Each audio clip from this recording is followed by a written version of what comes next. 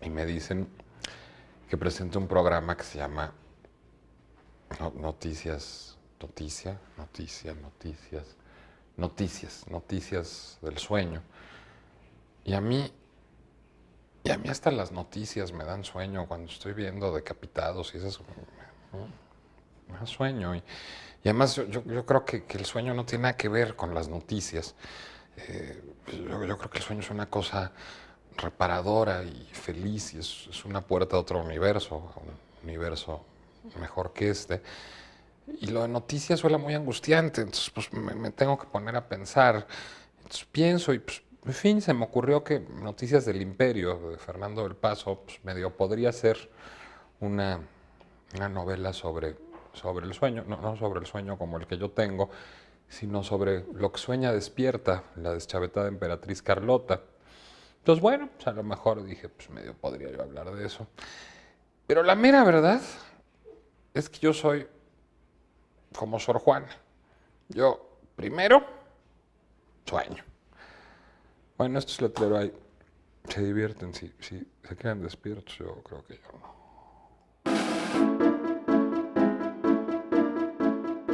Esta noche, un letrero en clave onírica y que desafía a toda interpretación. En nuestra entrevista central, Enrique Vilamatas nos comparte sus sueños joyceanos. En nuestro confesionario, bucearemos en lo más hondo del inconsciente de la escritora británica Janet Winterson. En nuestra pieza final, basada en Sor Juana, daremos un poquito de rap y un poquito de electrónica a la 10ª musa. En nuestro texto gestual, Irene Azuela y Luciana Silveira nos comparten los sueños del Palinuro de México de Fernando del Paso. Estefanía estará involucrada, obviamente. Nuestra jefa de información, Tania Huntington, nos habla de la historia como una novela. José Ramón Ruiz Sánchez buceará en las profundidades del psicoanálisis. Y para que se vea que no todos los sueños son de dicha, Diego Rabasa tiene pesadillas. Esto es Letrero. Comenzamos.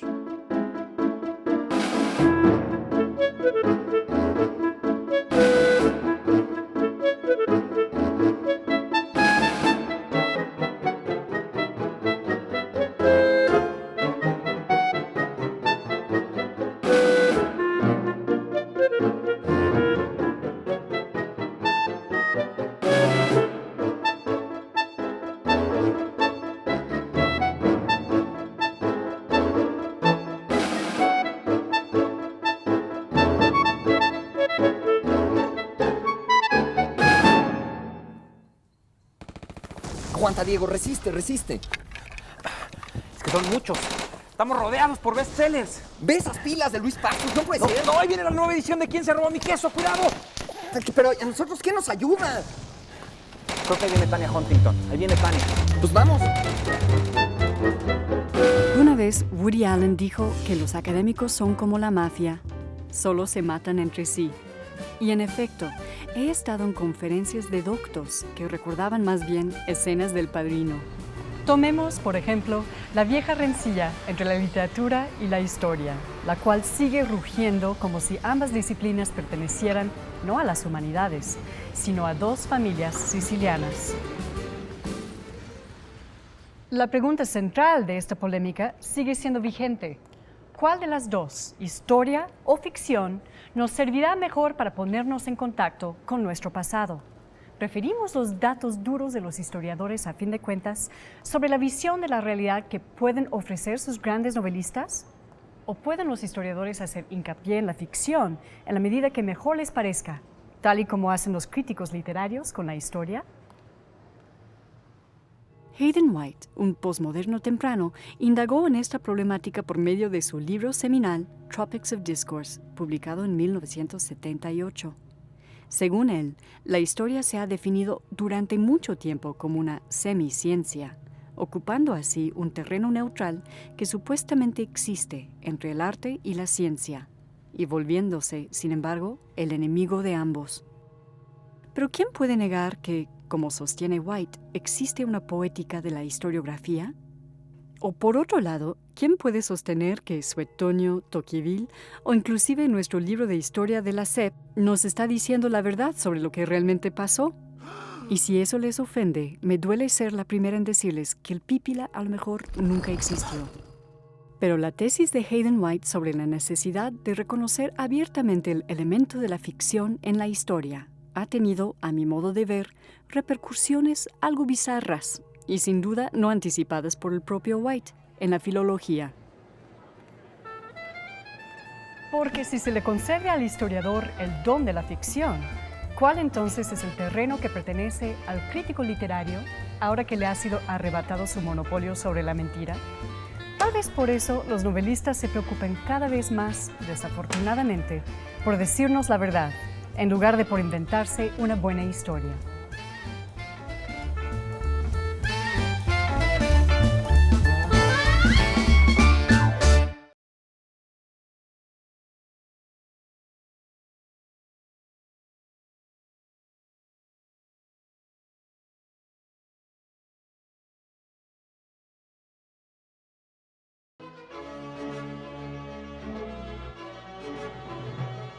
Oh, Sibila, he venido a interrogarte en cuanto al destino de Roma y el mío.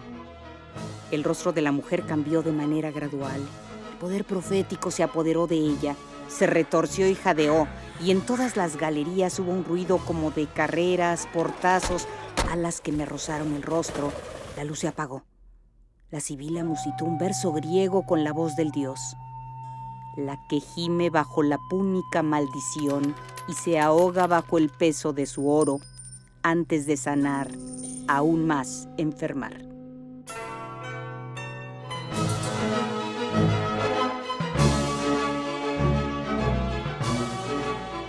Ven, ayúdame. Contra Isabel Allende está ahí. Están queriendo tomar otra librería del aeropuerto. Creo que ahí no vamos a poder defenderla, ¿eh? No, pero espérate, no. Traen maletas, se están yendo. Pues es como si se estuvieran yendo a Frankfurt, ¿no?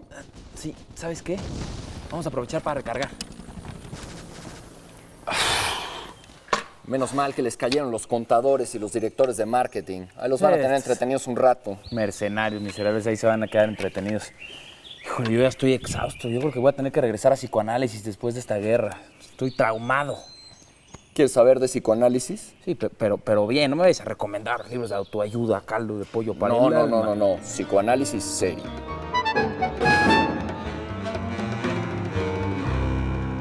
Me gusta leer psicoanálisis. ¿Acaso por el hecho de haber sido el impaciente en un diván? Pero creo que no. Creo que en realidad llegué a terapia debido a la fascinación que me han causado tanto los textos clásicos como los más heterodoxos. No sé si, como dijo Harold Bloom, Sigmund Freud trató de ser Darwin y acabó siendo Goethe.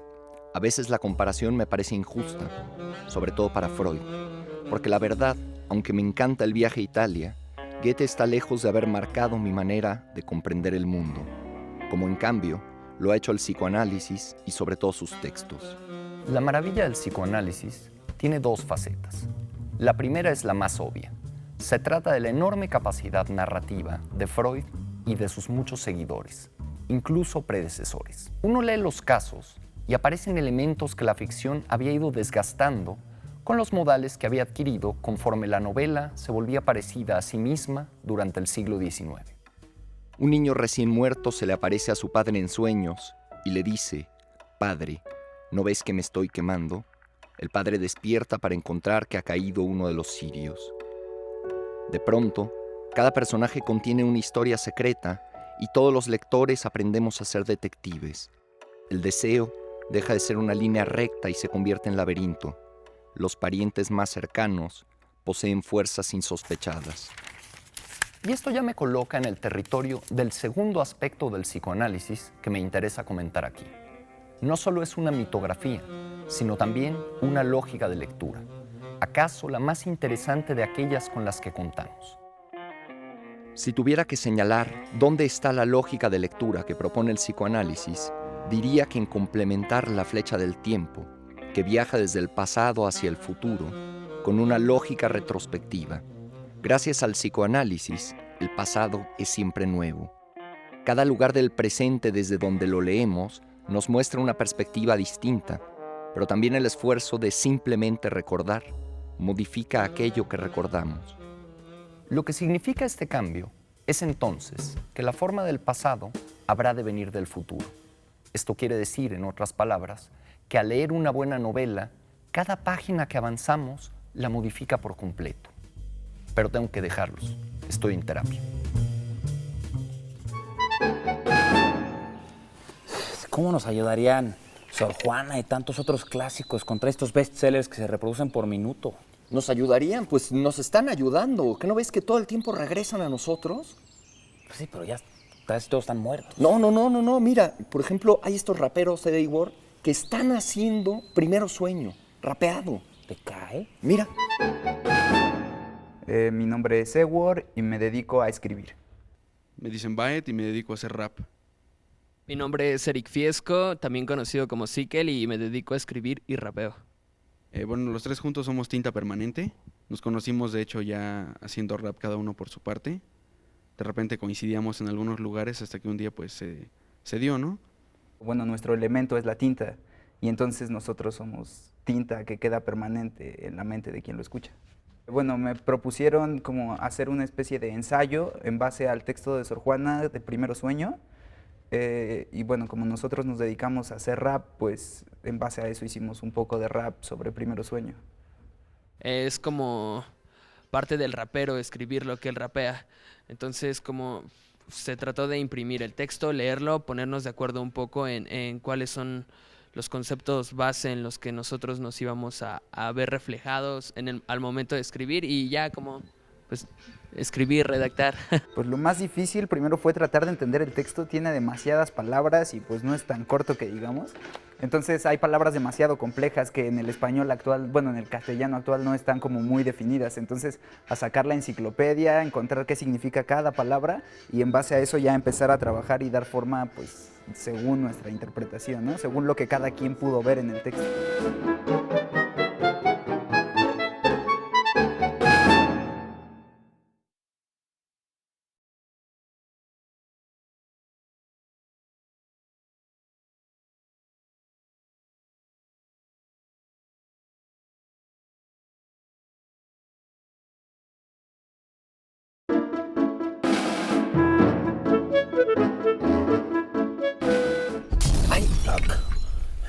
Híjole, ya vino otra vez de regreso. Ya no te alcancé a enseñar lo que te quería mostrar.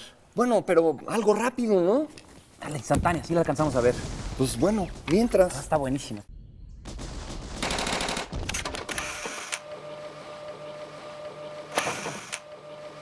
My name is Jeanette Winterson. I'm a writer. I'd like to have written Don Quixote, but it's too late now. It's an unusual book in the modern world, but it was the Bible.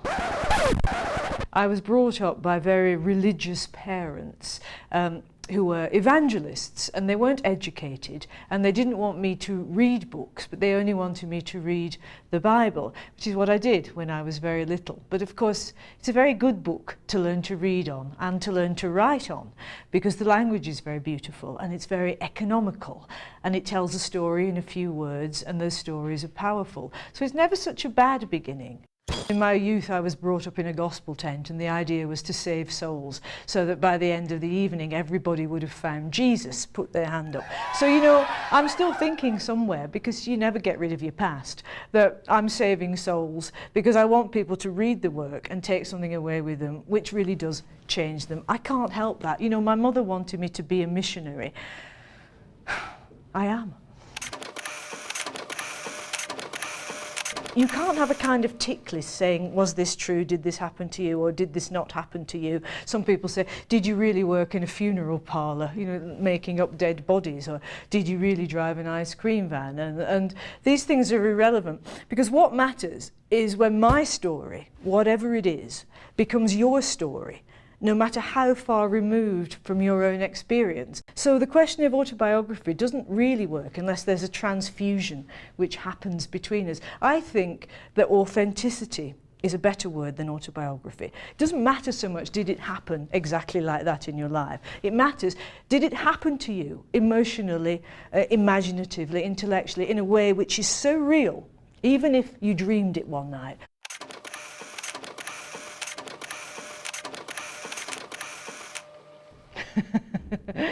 I suppose I still like reading books for quite small children, and you're not really supposed to do that unless you're reading them to quite small children. And when I'm really fed up and I have no more language, no more ideas, no more hope, I go back and I read those books for little kids, and then I think, it's not so bad. Well, the plot you can work out if you need one, but in the end, it's going to be the voice of the writer, the way that language is used, that will make the difference. And I love words. I love what they can do. I love putting them together in different ways. I love finding a way of making the familiar much less familiar.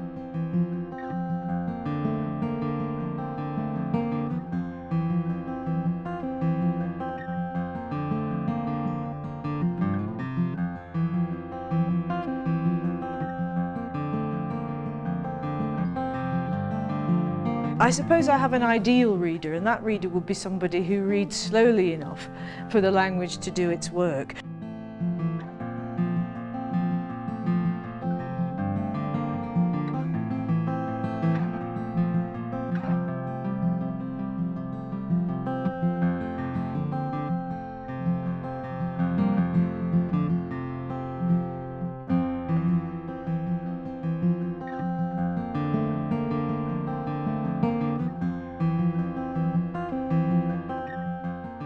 You know, it's like sex reading a book. It's so intimate, it's one-to-one. It's you and it's the book. Nobody else is there. That's fantastic. I don't bother with theory because, although I read it sometimes, that's for academics, I think. I mean, it's for writers to write the stuff, and then it's for academics to make theories about it. If we start doing that, we are doomed. It's your life, it's your learning, it's your reading, it's your mind. You know, it's even what you ate for supper the night before. It's everything that you are at the moment of writing becomes the sentence. And that, I think, is what makes the book good. If I could be anywhere other than I am now, and I like being here, actually, it suits me, I think I will go back to probably Shakespeare's England, because now, if you're British and if you're a writer, that whole Renaissance movement around language at that time is very exciting. And I would love to be in England, say in 1603, to watch the first production of Twelfth Night. That would be worth 10 years of my life. You know that bit in Puccini's opera La Bohème where they just throw things on the fire because they're too cold and they can't afford to buy fuel? Well, at home I have a wood-burning stove, and when my work is not going well, I burn it.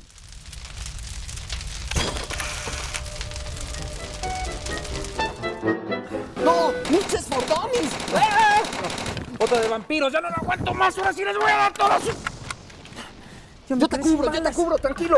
Órale, Dan Brown, ahí te va tu Pedro Páramo, hijo. Me quedé sin balas también. Esto es una pesadilla. ¿Quieres saber algo de pesadillas? Te voy a contar algo de pesadillas. Con su habitual erudición y su curiosidad inagotable, Borges se lanza a la casa del demonio de los sueños. Lo hace en una conferencia que dicta en 1980 en la Escuela Freudiana de Buenos Aires.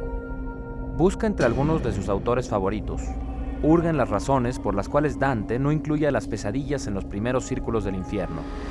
Pregunta a quienes las sufrieron como Coleridge o Stevenson, quien asegura haber dado a luz al Dr. Jekyll y a Mr. Hyde en una deliciosa pesadilla. Busca en Homero y en Shakespeare, desnuda la etimología, revive y recuenta anécdotas personales.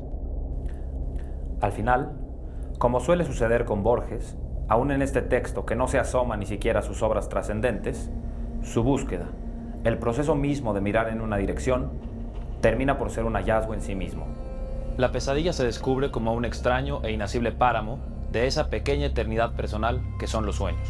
Se normaliza la rareza y da pie a una explicación que aleja a las pesadillas de aquella visión antigua que las sitúa como una perversión, como una enfermedad, o en el mejor de los casos, como una posesión temporal de un daimón, de Efialtes en Grecia o de un incubus en Roma.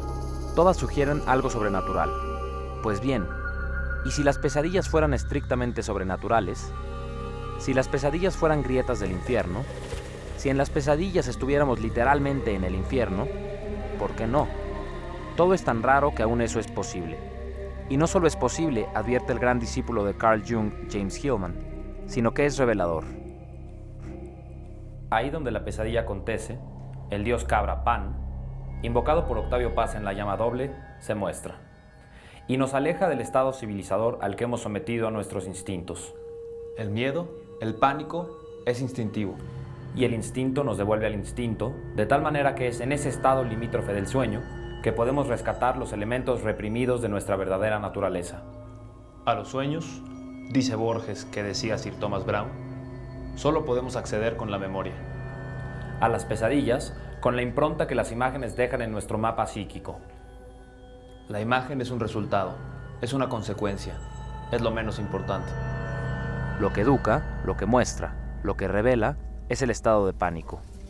La obstrucción del libre flujo onírico por parte de una entidad que se presenta cuando y como quiere. Lejos de huirle, hay que atenderla, porque ahí se encuentra el mayor de los misterios al que se puede enfrentar un hombre. El misterio representado por el silencio que emana de la pregunta ¿de qué estamos hechos? ¡Toma, Christopher Domínguez! ¡Ahí te va la conjura de los necios! Oye, esto no está caminando. Tengo una mejor idea, hay que distraerlos. Ya sé, después del corte, vamos con Irene Azuela, con lo que estaba haciendo. Lo de Palinuro de México. Exactamente, eso los va a dejar fríos un segundo. Un Fernando al Paso nos puede ayudar. Venga, mientras dale.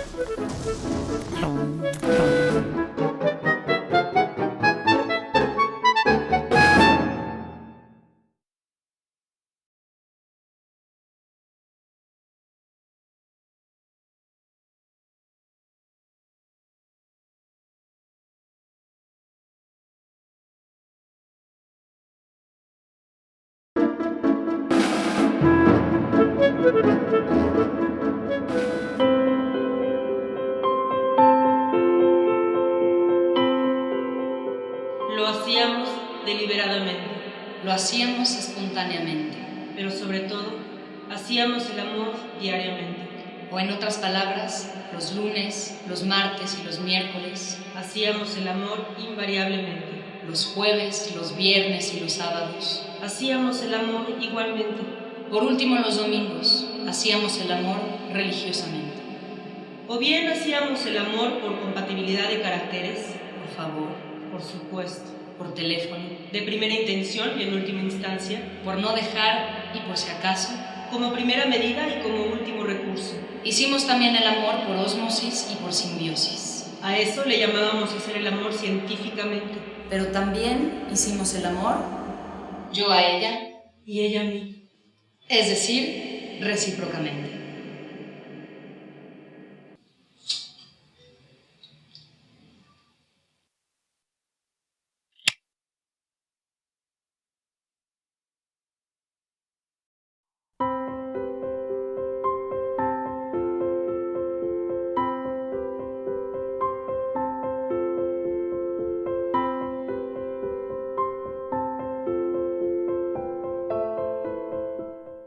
¿Cuántas cosas pasan en un sueño mientras en realidad no pasa nada? Casi lo mismo que en las novelas de Enrique Vilamatas. Nuestros conductores conversaron con él. De pronto, en Latinoamérica, te leemos como un escritor de la estirpe de Borges, ¿no? O sea, aquí como que se recibe muy bien lo que tú haces, ¿no? Aquí perteneces a lo que ha valido la pena.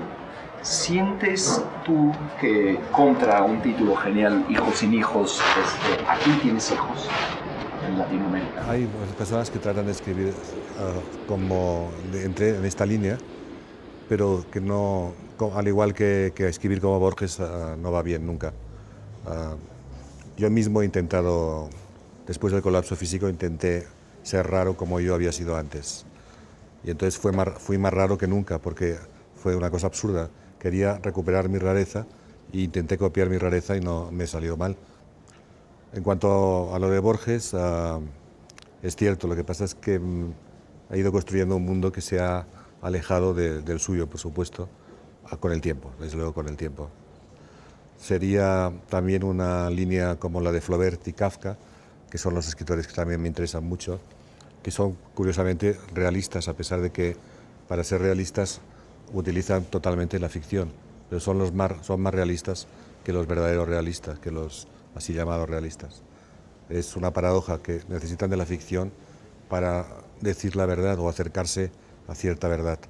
Pero bueno, por ejemplo, no lo sé, quiero decir que también Bolaño era borgiano. Y sin embargo, si yo leo a Bolaño, y la verdad es que no pienso mucho en Borges, porque él además es profundamente narrativo. Y bueno, sin embargo, es cierto que Borges es una línea en la que hemos estado algunos. Es cierto también que en España no ha sido muy bien leído, a pesar de que es conocido, pero no es exactamente un autor al que se adore especialmente. Una pequeña intuición que me surge al ir como recorriendo tu obra es como esta cuestión de ahondar en lo marginal, en lo periférico, en lo distinto, como esta búsqueda de lo diferente. ¿Dirías tú que a pesar de que esta novela me parece que es muy distinto a todo lo anterior, ese podría ser un eje rector a lo largo de toda tu obra? Sí, no hay ningún inconveniente en admitirlo. La explicación aún es más sencilla todavía que lo que has dicho, porque la explicación está en que quiero divertirme escribiendo. Es decir que, bueno, claro, esto es una explicación que doy actualmente. Antes no la daría porque no era consciente, pero yo creo que lo que siempre he intentado es buscar algo nuevo que no se haya hecho, que me resultara a veces difícil, pero que fuera una aventura interesante y a la larga lo que he hecho no es experimentalismo, sino probar otras cosas. Cada vez que he terminado un libro desde Bartheló y compañía me han dicho que ahora qué harás, y siempre he buscado un poco el llegar al límite, llevarlo a un extremo para saber después por dónde salirme. Ha sido difícil después de Doctor Pasavento, que además coincidió después con el colapso físico, y entonces inicié con Exploradores del Abismo, literalmente una exploración del territorio para ver por dónde iba. Publiqué Dietario Voluble, que era todos los trabajos que hacía semanalmente para la prensa nacional española y bueno, quizás ahora es más acontecimiento este libro, Dulinesca, donde, sin escapar de toda mi poética, presento algunas novedades dentro de lo que es la obra. Es indudable que tus lecturas te van como acompañando en la formación de tus novelas, ¿no? O sea, los autores con los que dialogas, que te obsesionan, etc. Pero en esta novela hay otros dos elementos que me saltan mucho más a la vista que en las obras anteriores. Es una cuestión autobiográfica desde anécdotas, sucesos, viajes, amigos, ¿no? Está por ahí Eduardo Lago, por ejemplo, viajes tuyos a Irlanda. Hay una cosa como incluso de sueños retratadas. ¿Qué sucede en esta novela que hay como estos ingredientes? Hombre, que todo entra, o sea, para entendernos todo cabe. Yo invento mucho en esta novela, invento un personaje de ficción, invento una historia, y por lo tanto en este sentido hago lo que hacen todos los que inventan ficciones. Pero dentro de lo que voy contando entra cualquier elemento, sea de la vida real como del sueño o de lo leído o de anécdotas personales o bien oídas. No veo el por qué tengo que pensar que esto sí que puede entrar en la novela y esto no es para la novela. En realidad, aquella frase de Perec, contar lo que pasa cuando no pasa nada, es lo que hago un poco en este libro. Y claro, para contar lo que pasa cuando no pasa nada significa que si no pasa nada, yo mismo tengo que buscar que pase algo. Entonces, para que pase algo, entra en mí todo el mundo entero, todo es válido. Si realmente uno tiene la impresión a veces de que no sucede nada, miramos la calle que hay aquí afuera y vemos que de momento no vemos nada especial, pues hay que buscar que ahí ocurra algo, sea lo que sea, aunque forme parte, viendo el letrero que yo veo aquí delante, que lo asocie con un texto de Petrarca, que es lo que me está pasando en estos momentos, aunque no se puede ver ahora lo que estoy viendo. Y a partir de ahí avanza la narración y por lo tanto entra todo es posible. Gilgamesh se levantó para revelar el sueño, diciendo a su madre: «Madre mía, durante la noche me sentí alegre y anduve en medio de los nobles. Las estrellas aparecieron en los cielos, la esencia de Anu descendió hacia mí. Intenté levantarlo, pesaba demasiado para mí, intenté moverlo no pude. La tierra de Uruk lo rodeaba mientras los nobles besaban sus pies. Cuando firmé mi frente, me dieron soporte. Lo levanté y lo traje a ti».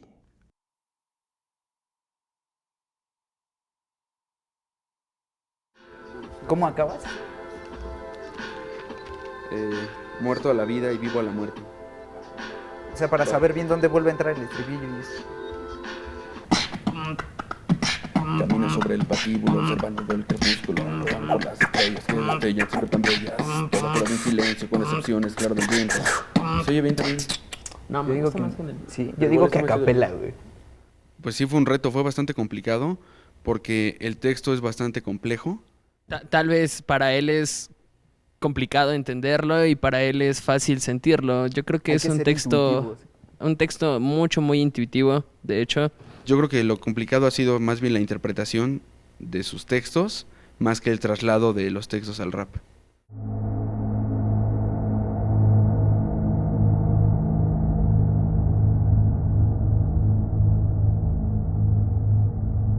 Bueno, tengo que aclarar, es obligación, esa primera regla que dice que los labios de la sabiduría permanecerán cerrados excepto para los oídos del entendimiento. En base a esa regla podrán captar o no captar lo que reinterpretamos y el texto en sí. Solo es lo que quiero aclarar.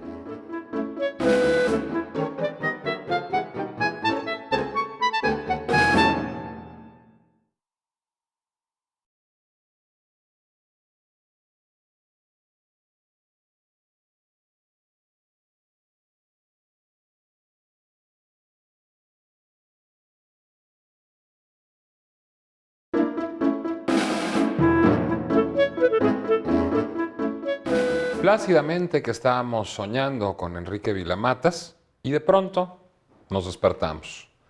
El sueño se interrumpió. Tratemos de conciliarlo otra vez, a ver si recuperamos nuestro sueño en el mismo punto.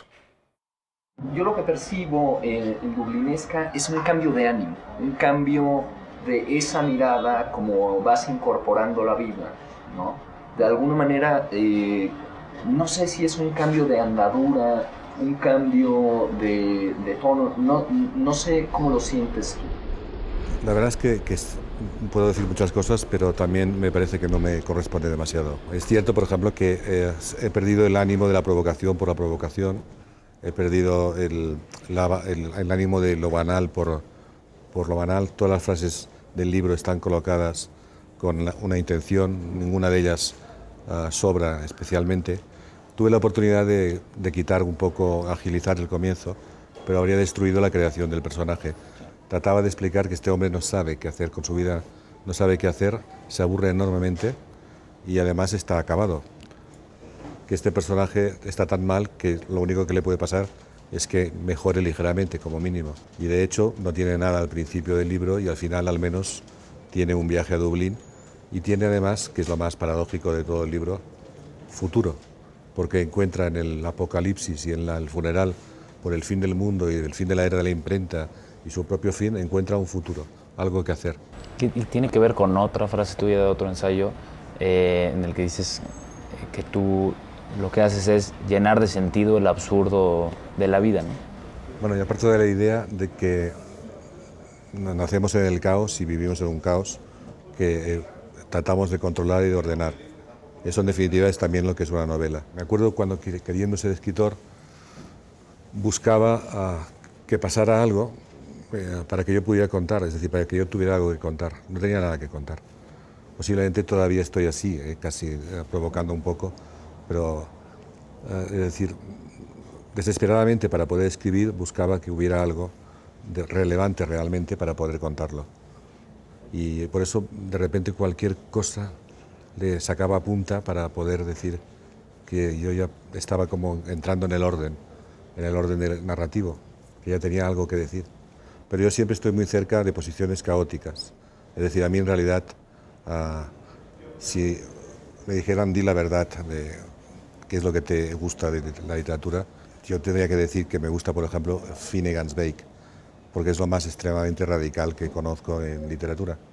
Naturalmente, si eso es lo que realmente a mí me interesa, es porque es un tipo de literatura que está muy cerca de la verdad, es el verdadero arte.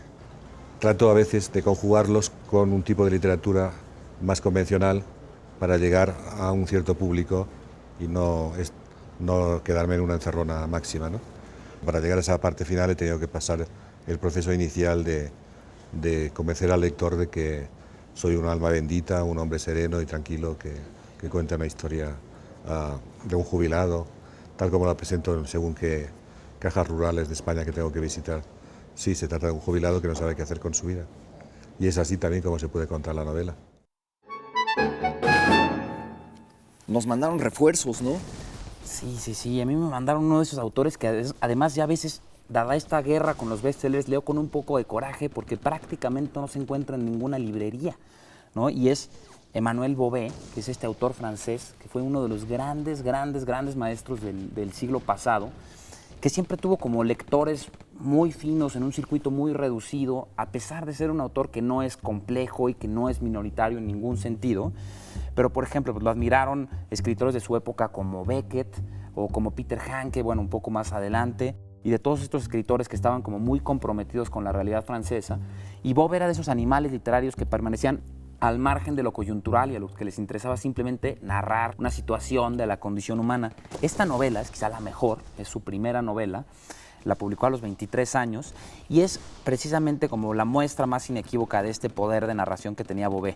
Es un hombre que trata fervientemente de encontrar un vínculo con el mundo, pero casi siempre a través de la desgracia, casi siempre con hombres que están al borde del suicidio o colocándose en situaciones de mucha humillación ante hombres de otras clases sociales. Él encuentra, digamos, en admitir esta condición desgraciada del ser humano, la única posibilidad que tenemos de vincularnos entre nosotros mismos.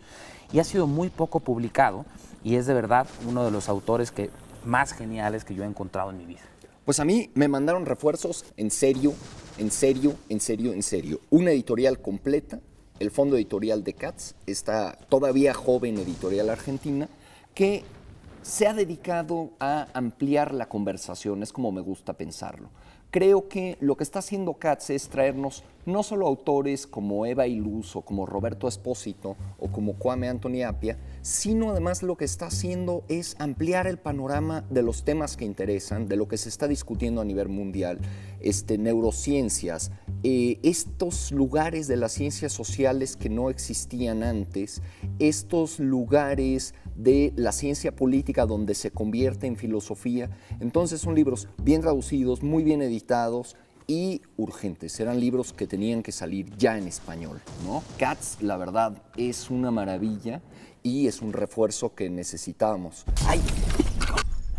Va, mi último Canetti contra Jordi Rosado. No, cambio de táctica. Mira. Se están muriendo solos, duran como 2 semanas y los hacen confeti, papá. John Grisham, ya nadie se acuerda de él. ¿Quién? Oye, maestro, tienes toda la razón, cambio de táctica. Mejor idea, leamos un libro bueno a ver qué nos dura. A ver si nos aguantan. ¿Y sabes qué? Para celebrar, vamos a ver cómo les quedó el Sor Juanazo a Igor. Venga. Órale. Y bueno, a fin de cuentas, complicado o no, lo entiendan o no, esta es nuestra reinterpretación del texto Primero Sueño de la mujer que más amo, Sor Juana.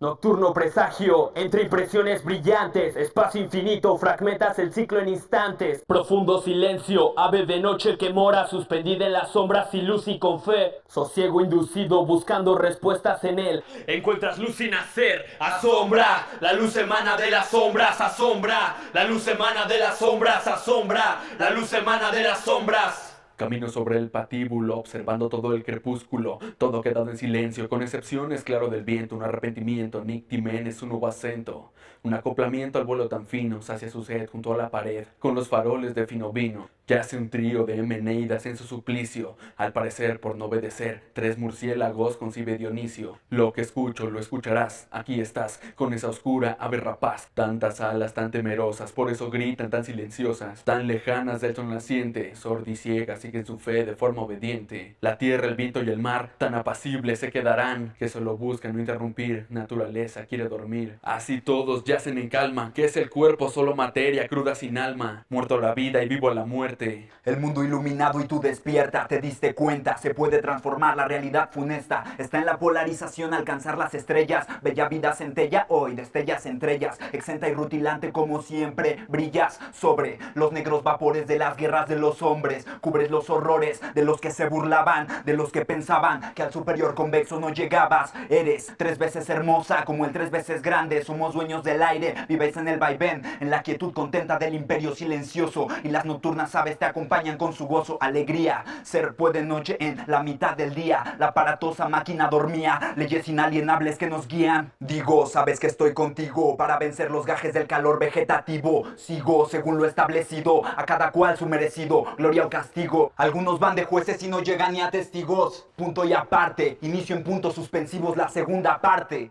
Se imparte arte cuando fantasía y sentidos son los más puros amantes, más eminentes que las ufanas maravillas de perdidas mentes. Arden sus vanos alardes, insuficientes, ante tanto tonto intento, el universo indiferente. Presente, pon atención, detente, analiza, elige, actúa, entiende. Expreso poco a poco y sin caer en el exceso. El progreso es un proceso y es por eso que primero lo abrazo y después lo beso. Ceso, no es retroceso, a cada momento doy lo justo, darle buen uso, pues el veneno es poderoso y puede resultar confuso, incluso dañino para el iluso. Pulso, fidelidad, constancia, intuición, abundancia. Abusa del olfato y no distinguirás fragancia. Iniciados tienen clara la substancia.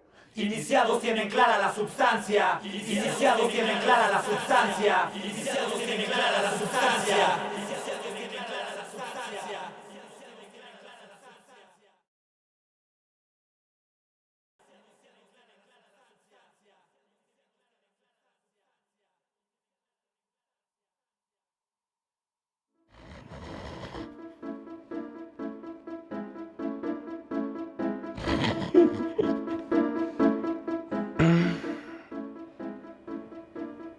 Perdón. Ya se acabó. Esto fue Letrero. Y buenas noches.